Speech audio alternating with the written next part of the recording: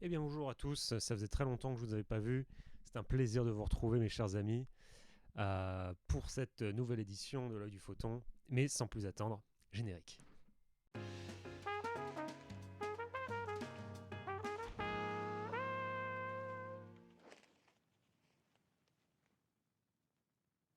Eh bien mes chers amis, il y a pas mal de choses dont je voulais vous parler. Et d'abord, j'ai vu la version de 95 de Orgueil et Préjugés avec Colin Firth et Jane Haynes, je crois que c'est l'actrice principale. Je connaissais pas du tout Je connaissais pas du tout cette œuvre. Bon, évidemment, c'est Orgueil et Préjugés, c'est une œuvre majeure de la littérature anglaise. C'est un truc qui a eu des dizaines d'adaptations au cinéma depuis les années 50, peut-être même avant ça, au théâtre. Ça a été un succès incroyable. Les Anglais n'ont pas énormément de grands auteurs, mais Jane Austen, très clairement, fait partie d'eux. Euh, qu'est-ce qui m'a plu là-dedans? Je m'attendais vraiment à pas à grand-chose, hein. J'ai vraiment vu ça sans trop sans trop d'expectatives. Je m'attendais pas. Et en fait, je trouvais ça un peu chiant au début. En fait, j'ai vachement accroché. J'ai trouvé que c'était hyper prenant et intéressant et en fait, malgré tout, bien filmé quoi. Parce que c'est vrai que c'est peut-être c'est un truc sur lequel je vais revenir, mais c'est vraiment la mise en scène qui est en fait qui a l'air de rien, mais qui apporte beaucoup de choses. Mais déjà, évidemment, ce qui est le plus drôle, c'est la manière dont ils ont filmé les regards. Évidemment, bon, ça c'est le truc qu'on voit, que tout le monde a remarqué, on voit vraiment bien les regards, le Colin Firth avec ses grands yeux qui, d'un coup d'œil, exprime finalement du mépris, de l'autre coup d'œil de la colère, un autre coup d'œil autre chose, de l'appréhension, etc.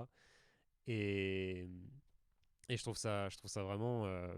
C'est vraiment c'est un extraordinaire acteur. Enfin, je pense qu'il y a absolument pas de débat là-dessus. C'est vraiment exceptionnel ce qu'il fait. Mais tous les acteurs, en fait, en général, de cette série, je trouve, sont extrêmement bons et crédibles et intéressants et donnent vraiment quelque chose. Euh, est-ce qu'il faut que je raconte l'histoire? En gros, l'histoire, c'est une famille de bourgeois, de petites bourgeoisies déclassées de province qui finalement, pour eux, c'est quelque chose, un enjeu extrêmement important de marier leurs filles. Ils ont, je crois, 5 filles et il faut qu'ils marient les 5 des filles ou en tout cas au moins quelques-unes à des prétendants riches pour pouvoir survivre. Et en fait, c'est extrêmement important pour eux dans la société dans laquelle ils vivent. C'est comme ça qu'ils s'en sortent, en fait. Et en fait, ils découvrent donc l'héroïne, c'est la deuxième plus âgée. Et donc, il y a la vie de cette famille est bouleversée quand arrive dans la région un jeune, alors noble. Alors, je sais pas si c'est vraiment des nobles, mais en tout cas des gens vraiment de la haute société, donc très clairement de la haute société, euh, qui s'appelle Monsieur Bingley et qui a racheté la maison, le manoir non loin, et en fait qui organise un bal au cours duquel il fait connaissance des filles, et avec lui son ami et mentor qui s'appelle Monsieur Darcy. Et donc Monsieur Darcy qui a une attitude qui déplaît à tout le monde, qui est vraiment très orgueilleux, voilà, orgueil. Et en fait, l'héroïne de l'histoire, qui est donc Elizabeth Bennet, et qui va avoir, en fait, dont on va suivre la relation avec Monsieur Darcy euh, tout au long de l'histoire. Donc, moi, j'ai vu, donc ça fait 6 épisodes d'1 heure. J'ai vu la version de la BBC, qui est probablement la meilleure, avec Colin Firth. Donc, Colin Firth incarne Darcy. Et donc qu'on voit leur relation évoluer, et, voilà, changer, où ils apprennent des choses l'un par rapport à l'autre. Et finalement, il y a beaucoup de choses intéressantes qui se passent. Et, et donc, euh, et donc voilà, donc ouais, donc les acteurs extraordinaires, certains acteurs sont juste, certains personnages sont censés être vraiment horripilants et vraiment le boulot est parfaitement fait. Monsieur Collins, voilà, c'est un peu le personnage très obséquieux, très dégoulinant, dont on a vraiment l'impression qu'il est très intéressé à chaque fois qu'il parle, et en fait c'est parfaitement bien rendu. Colin Firth, magique, toutes les jeunes filles sont très très bien, très crédible dans cette atmosphère finalement. C'est en gros au tournant du 19e siècle.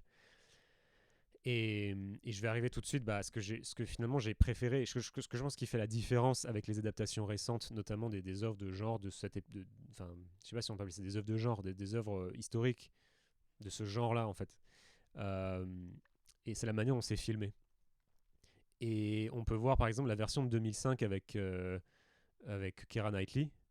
En fait, pour Orgueil et Préjugés, en fait, le metteur en scène où finalement a choisi une caméra, enfin une lumière. Alors déjà une lumière très riche. Il a choisi une lumière avec beaucoup de clair-obscur, beaucoup d'ombre, de moments dans la pénombre, des lumières très fortes, mais aussi avec plusieurs couches de lumière. Mais ça c'est très typique du cinéma des années 2000, 2010 et puis 2020. C'est de faire des mises en scène finalement très stylisées, avec une gestion des couleurs visible en fait. Donc on a une scène comme ça, je me souviens d'un plan, on a Keira Knightley donc qui incarne Elizabeth Bennet, Keira Knightley qui est seule dans sa chambre, et puis là il y a vraiment une partie de son visage qui est dans l'ombre, une autre partie, alors une partie là qui est bleue, et là une partie là qui est orange, et pour donner cette espèce un aspect comme ça. Je pense que c'est pour donner une richesse de lumière en fait, tout bêtement, et donner une image qui est intéressante. Et le problème c'est que ça marche pas. Ça marche pas du tout, et c'est ça qui est formidable dans la version 95, c'est qu'en fait qu'est-ce qu'ils ont fait ? Là c'est plus la lumière des années 90, la lumière des années 90 qui est quand même un peu plus, je dirais, pour ceux qui se souviennent ou pour ceux qui ont vu des films des années 90, c'est une lumière quand même plus tassée, hein. Il y a moins il y a moins un caractère abrupt avec beaucoup d'ombre, des côtés très un film dont je me rappelle comme ça, enfin à l'inverse de ça, c'est Social Network en 2010 avec de David Fincher, où il y avait vraiment des morceaux d'ombre, alors c'est du noir quoi, puis après un petit peu de lumière dessus, tu vois. Et en fait, dans les années 90, on faisait pas vraiment ça quoi. On faisait des films avec quelque chose de plus délavé.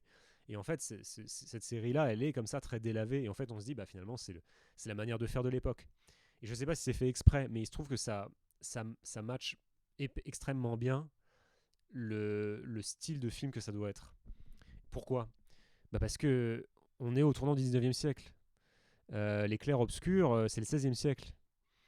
Donc déjà, on se dit, non, ça marche pas en fait. Les clairs-obscurs, les trucs, des effets de lumière très, je dirais, Michelangelo, tout ça, non, là on est presque au 19e siècle. C'est plus comme ça qu'on représente les images. Et en fait, si on regarde un peu, je me suis amusé à regarder un petit peu les tableaux des grands maîtres. Alors Delacroix, je crois que j'ai regardé Delacroix, je crois que j'ai regardé d'autres dont j'ai oublié le nom, mais en fait, si on regarde les tableaux qui se sont faits au tournant 18e, 19e, plutôt 18e du coup, parce que ils vont. Ouais, plutôt 18e du coup, en fait, c'est des couleurs assez. C'est pas que les couleurs sont pas pétantes, elles peuvent être vraiment pétantes, mais c'est pas. Disons, il y a peut-être parce qu'on sort de l'époque des Lumières, le 18e siècle, les Lumières, Enlightenment en Angleterre, mais en tout cas, il n'y a pas ce rapport à l'ombre aussi fort, vous voyez, avec des contrastes comme ça. C'est pas une période vraiment de contraste. Et on voit des tableaux comme ça, des tableaux par exemple en nature, magnifique tableau, mais il y a un côté délavé, il y a un côté non presque inabouti en fait, pour nous, en tout cas pour notre œil à nous. Et je trouve ça extraordinaire parce que finalement, j'aurais jamais pensé dire ça un jour, mais c'est vrai que quand on fait une œuvre historique, ça peut être bien en fait d'explorer un peu les canons de l'époque et de représenter le film, de représenter cette histoire telle qu'elle aurait pu être représentée à l'époque. Et en fait, je trouve que là où ça confirme un peu cette idée, cette intuition, c'est que les films qui ne suivent pas cette règle, ils tombent un peu à plat, quoi.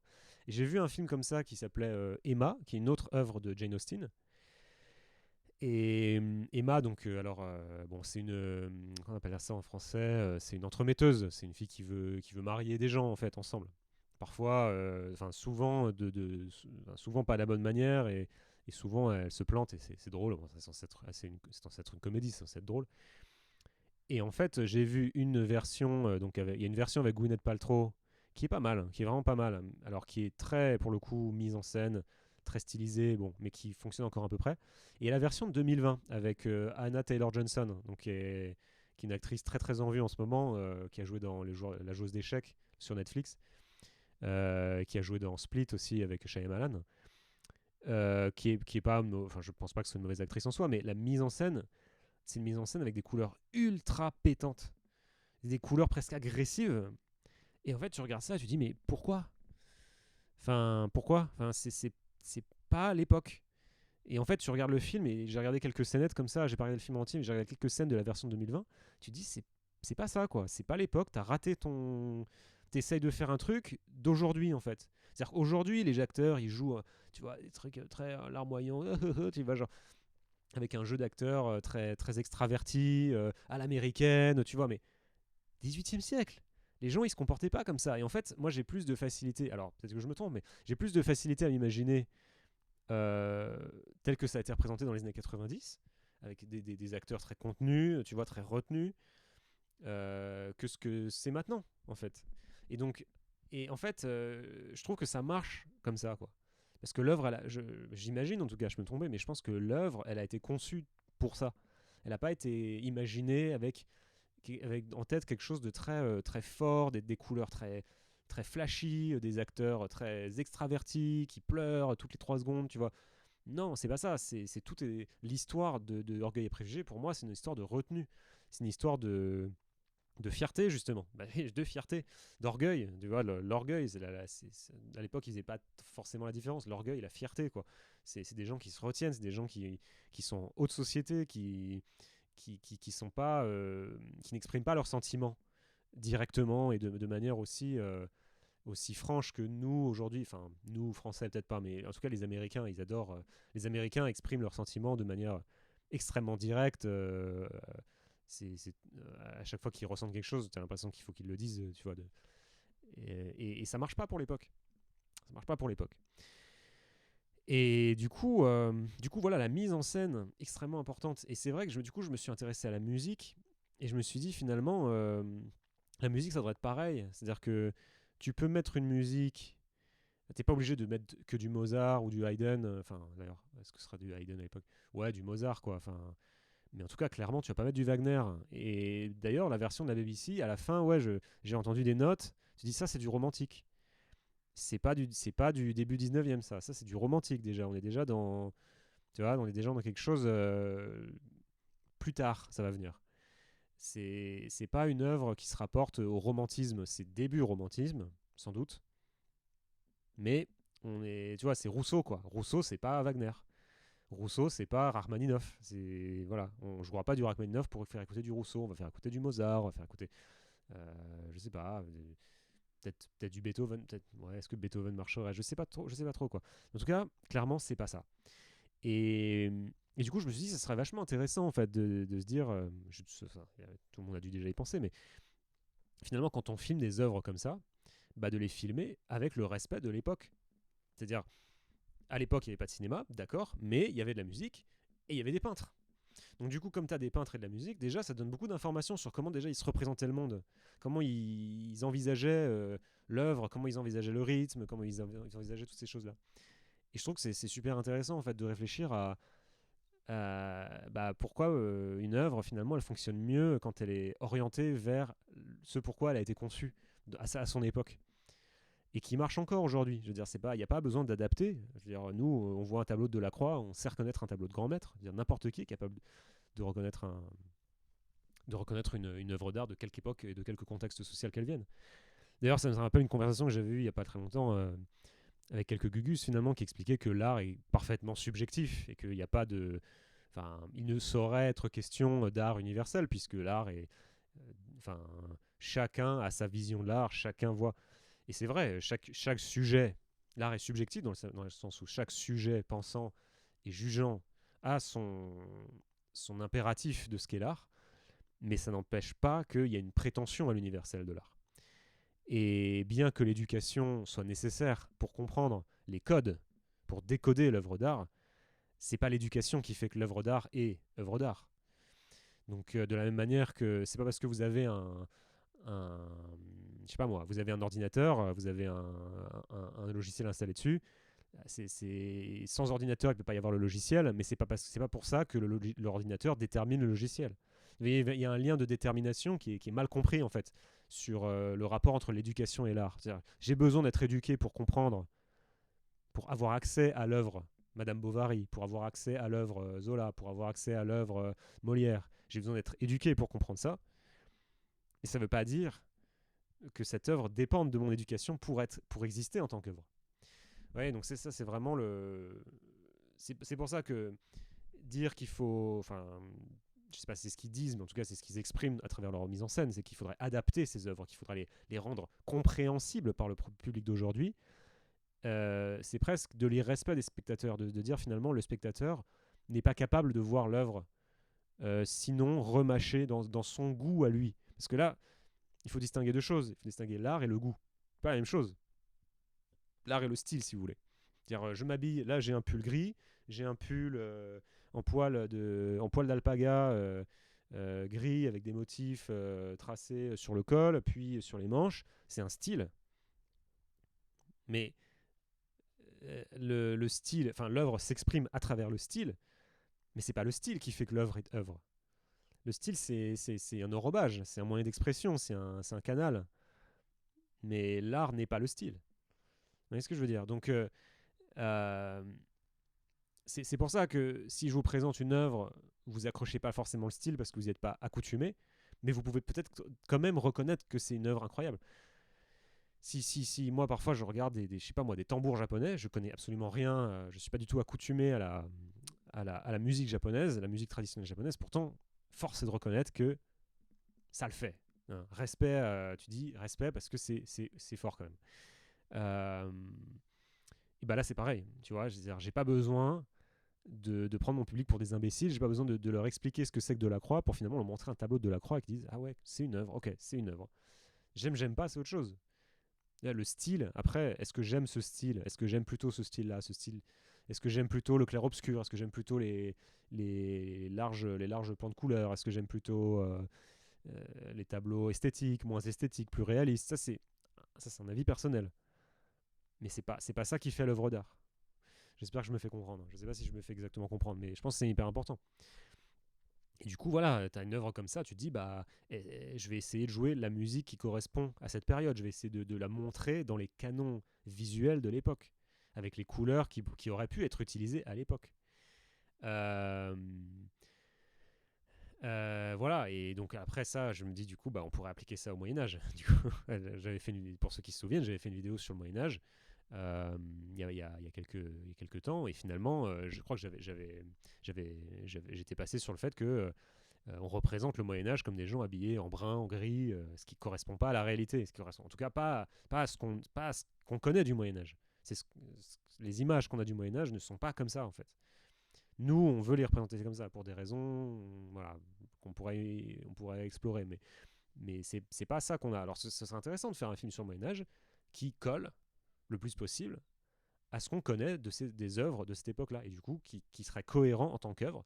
C'est-à-dire, bien que le Moyen-Âge n'avait pas accès au cinéma, bien que la Régence anglaise du 19e siècle n'avait pas accès au cinéma, s'ils avaient le cinéma, bah, ils montreraient les œuvres comme ça.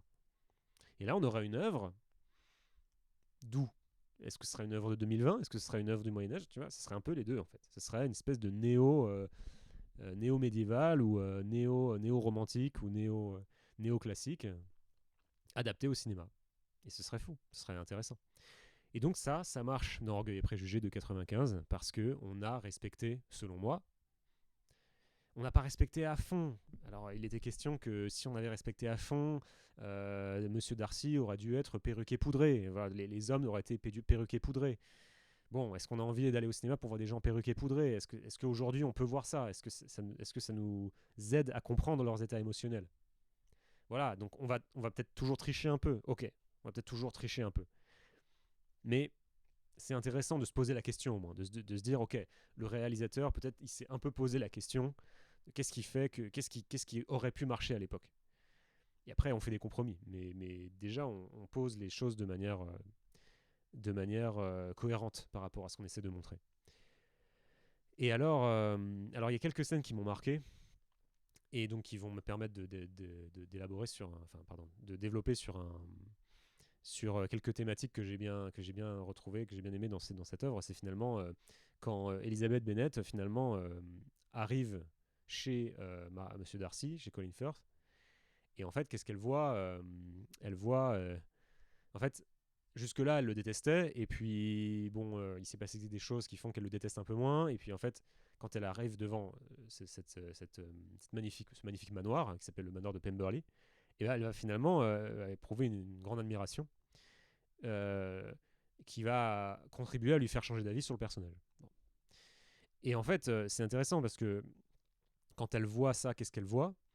Elle voit d'abord la nature sauvage, vraiment quelque chose, un décor, on a un décor assez sauvage, et puis au cœur de cette forêt, c'est même pas une forêt, mais c'est quelque chose d'assez chaotique, assez désordonné, on a le manoir. Et on a un manoir comment? On a un manoir assez vertical, assez carré, rectangulaire, etc. Et en fait, je me suis dit, bah, en fait, qu'est-ce qu'elle voit quand elle voit cette demeure? Bah, elle voit symboliquement Darcy lui-même. Elle le voit tel que, bah, en fait, elle le voit sous un autre angle, c'est-à-dire qu'elle voit son côté sauvage, elle voit son côté chaotique, son côté hargneux. Tu vois, c'est une espèce de cheval impossible à maîtriser, quoi. Mais à l'intérieur de ça, comme à l'intérieur d'un écrin, le joyau, le manoir. Et en fait, c'est une espèce de représentation de que derrière les apparences, voilà, il y a quelque chose à regarder derrière les apparences, derrière les préjugés.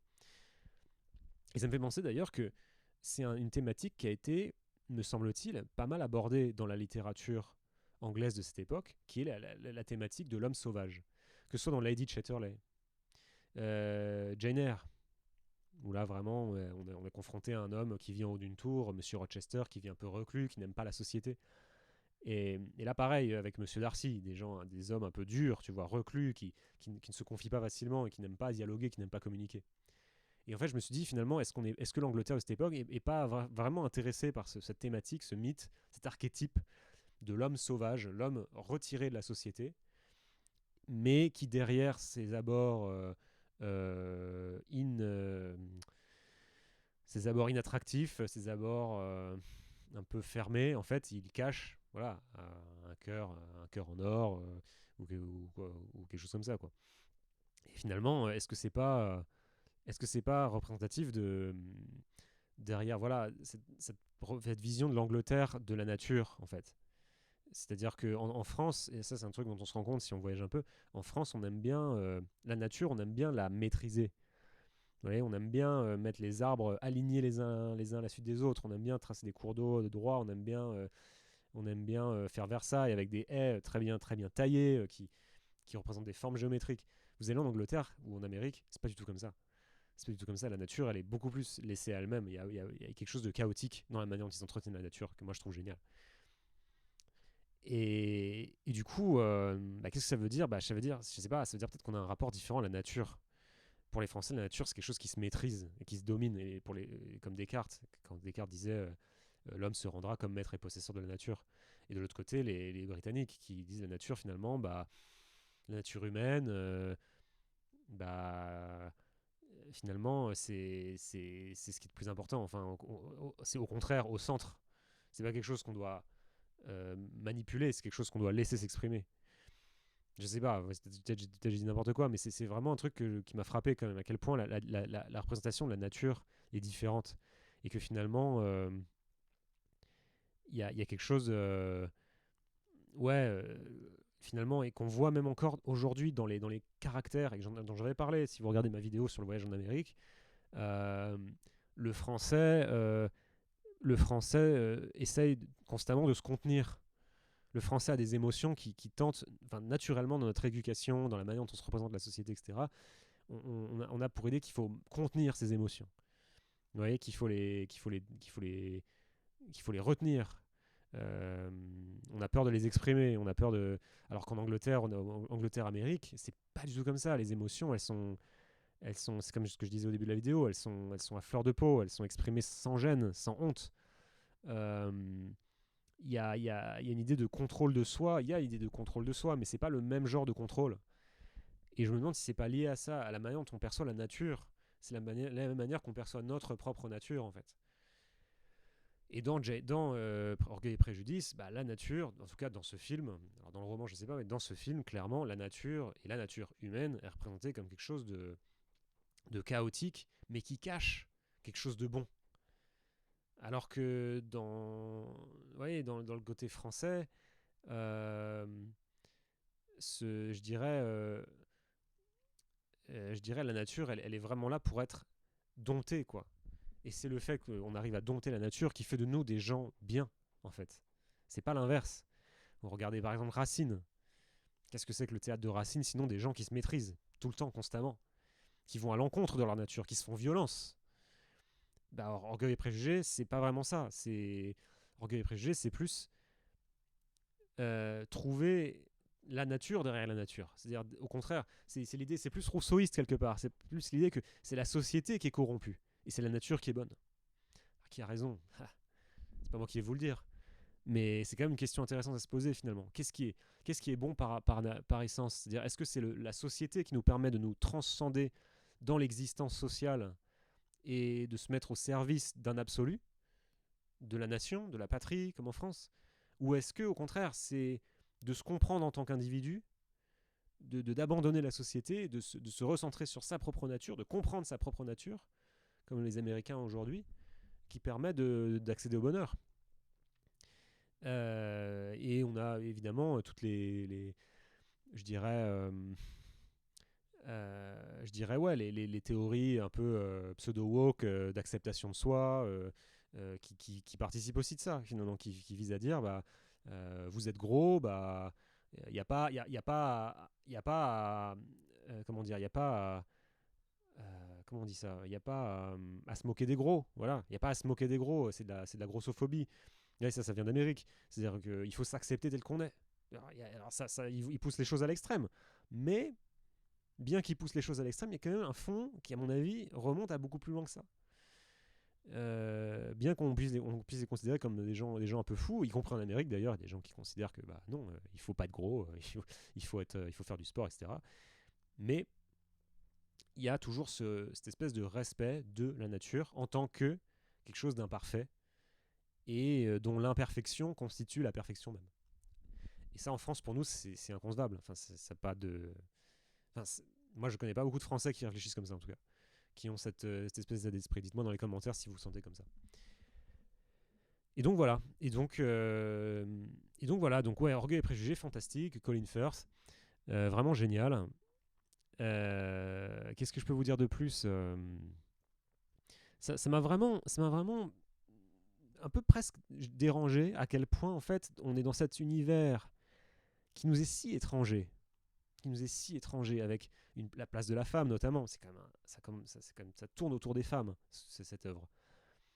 Et on voit donc la condition de la femme, pour qui le fait de se marier, c'est comme nous aujourd'hui, faire des études et trouver un job. Tu vois, c'est pareil. Il faut se marier. Tu vois, c'est comme il faut trouver un. Tu vois, ça serait inconcevable aujourd'hui que ton enfant te dise, je vais pas travailler, je vais fumer des joints. Tu vois, genre, bah là c'est pareil, mais je veux pas me marier. Tu vois, genre, non, tu vas te marier. Tu vois, genre, si tu te maries pas, tu n'as pas de ressources. Et et pourtant, c'est représenté d'une manière qui nous permet de non seulement d'envisager la possibilité de vivre dans cet univers-là, mais même de s'y trouver bien. Et alors, même en tant que femme, hein, c'est-à-dire qu'on ne représente pas des femmes, si vous voulez, opprimées au quotidien. Au contraire, elles ont beaucoup de choix, justement. Elles ont beaucoup de pouvoir, ces femmes. Elles ont énormément de pouvoir, parce qu'elles peuvent repousser les prétendants. Elles peuvent se marier avec qui elles veulent, en fait. Y compris, enfin, en tout cas dans cette œuvre. Mais et bien évidemment, c'est la femme qui dispose. L'homme va proposer, mais la femme dispose. Donc on ne nous la représente pas du tout comme ce que nous, on imaginerait de cette société. C'est-à-dire qu'on aime bien plaquer des idées, des espèces de préjugés, justement, un peu binaires sur l'oppression des sexes, etc. Et là, ils disent, bah voilà, tu racontes le truc, tu dis, bah ouais, déjà, c'est plus compliqué que ça. Et puis, c'est comme ça qu'ils vivent. Et en fait, t'as plus envie de juger vraiment, tu vois, est-ce que nous on ferait comme ça ou est-ce que ça marcherait aujourd'hui. Tu vois, tu dis, bah c'est comme ça qu'ils vivent, c'est leur logique. Et ils trouvent du sens à ça, ils trouvent du bonheur, ils trouvent de la signification dans ces choses-là, quoi. Et non, ça me fait réfléchir. Enfin, de toute façon, ça me fait réfléchir sur toutes ces œuvres historiques et surtout aujourd'hui où, bah, moi je pense que de toute façon, on est dans une période où on n'arrive pas à avoir de recul sur l'histoire. On n'arrive pas à avoir de recul sur l'histoire parce que on est trop dans une logique progressiste en fait. On imagine trop qu'aujourd'hui c'est forcément extraordinaire et qu'à l'époque c'était les gens vivaient dans la boue. Et en fait, non. Bah non, non, il y a plein de trucs que les gens avaient à l'époque qu'on n'a plus. Par exemple, on les voit, ce truc je sais pas, qui m'a marqué, on a l'impression qu'ils prennent du temps pour faire les choses. Ils prennent beaucoup de temps quand ils reçoivent une lettre. C'est ah, j'ai reçu une lettre. Attention, je me mets dans ma chambre, je lis la lettre, tu vois, je l'ouvre, je la lis, tu vois, c'est un événement. Ça prend l'après-midi. Je réponds à la lettre, machin. Ça prend l'après-midi, quoi. Tu vois, communiquer prend l'après-midi. Les relations sociales sont prégnantes. Et aujourd'hui, on a perdu ça. Tu vois. Et on l'a plus. Enfin, c'est plus pareil, quoi. On est en permanence en communication les uns avec les autres, mais on a beaucoup plus de mal à avoir des relations réelles, on va dire. Et pardonnez-moi, j'arrête pas de me gratter. Et du coup, ouais, c'est assez fascinant, quoi. C'est assez fascinant, quoi. Et ça me fait vraiment réfléchir sur l'histoire et à quel point on a du mal en 2020. Dans les années 90, je pense que c'était encore différent, mais en 2020, aujourd'hui, je pense on a vraiment beaucoup de mal à représenter une œuvre historique sans y plaquer tout un tas d'anachronismes. On a peut-être vu, vous avez peut-être vu 12 Various Live. Moi, j'ai quitté le film avant la fin, quoi. J'ai quitté le film avant la fin, pas parce que je suis raciste, mais parce que je veux dire, c'est, c'est, c'est pas, enfin, ça me paraît pas possible logiquement que les blancs de cette époque aient été aussi insupportablement, aussi intolérables à chaque moment chaque moment de la vie des plantations, etc. Enfin, c'est pas possible. Les Noirs, c'est ta main d'œuvre. Tu peux pas à un moment donné, ils travaillent pour toi. Je veux dire, donc il y a une logique cruelle, mais une logique quand même. Ce film pour moi n'était pas logique. C'était pas logique. C'est un préjugé, ça. C'est un truc, c'est un anachronisme complet. J'avais lu un livre comme ça d'ailleurs, et faut peut-être que je m'arrête là, qui expliquait que, je finis là-dessus, qui expliquait qu'effectivement, il y a plein d'aspects de la vie des Noirs esclaves de l'époque en fait qui étaient meilleurs que la vie des Blancs. Et il donnait l'exemple du fait des châtiments corporels. Il disait voilà, quand on représente les Noirs de l'époque, donc du 19e, on est au 19e, 18e, je suis plus sûr du coup, ouais, tous les heures de slave c'est au 19e, ouais, c'est 19e ça. Et ben, on te les représente se faisant fouetter. Et en fait, le gars dit en fait, les Noirs c'était les seuls qui se faisaient pas fouetter en fait. Ah bon, oui. Et il trouve comme ça un extrait des mémoires de Lincoln. Et Lincoln qui dit voilà, quand j'étais petit, mon père régulièrement me fouettait quand je faisais des bêtises, etc. Mais il lui en tient pas rigueur. C'est normal pour eux. À cette époque, fouetter les enfants, c'est normal. Les châtiments corporels, c'est normal. Sauf pour les Noirs. Parce que les Noirs, c'est de la main-d'œuvre. Et en fait, on fouettait pas les Noirs. C'est très très rare qu'on châtie corporellement les Noirs. Et voilà. Et donc, ça, c'est des choses, j'ai lu, je dis, bah ouais, en fait, c'est logique. Les châtiments corporels, ça faisait partie de la culture de l'époque, de l'éducation. Donc, du coup, bon, ça contredit, enfin, vous allez me dire, ça contredit un peu ce que j'ai dit avant, parce que j'ai dit que les Américains respectent la nature humaine. Bon, voilà, c'est toujours plus complexe que ça, évidemment, mais en tout cas, voilà, le châtiment corporel, c'est quelque chose qui existait et qui n'était même pas remis en question. C'est aujourd'hui qu'on remet ça en question, qu'on dit finalement, frapper ses enfants, c'est affreux, etc. Mais à l'époque, c'est juste, bah oui, oui, bah oui, mon père me frappait, bah oui. Alors, qui ne frappait pas ses enfants? Tu vois, c'était la manière normale d'éduquer. Et nous, on est là, bah voilà, on veut mettre de la morale et on veut juger absolument. Et en fait, bah non, c'était comme ça, quoi. Enfin, y a rien à dire. Enfin, c'est ni bien ni pas bien, c'est comme ça. Et donc voilà. Donc je vais m'arrêter là. Et donc voilà, ça nous amène à vraiment réfléchir sur l'histoire dans l'art, comment l'art représente l'histoire et comment, à mon avis, il faut que l'art prenne au sérieux le passé pour pouvoir le représenter au lieu de plaquer constamment le présent sur le passé, ce qui ne fonctionne pas en général. Ça fonctionne pas, ça fait faux. Voilà, mes chers amis, j'étais ravi de vous revoir. J'espère vous revoir bientôt pour de nouvelles vidéos. Et puis n'hésitez pas à me suivre sur Telegram, n'hésitez pas à me suivre sur Instagram où je poste aussi quelques fois. Je poste notamment des photos de bouquins. Et puis, et voilà, tout est en dessous dans le lien sur mon Linktree. Vous avez accès à tout. Au revoir et à bientôt.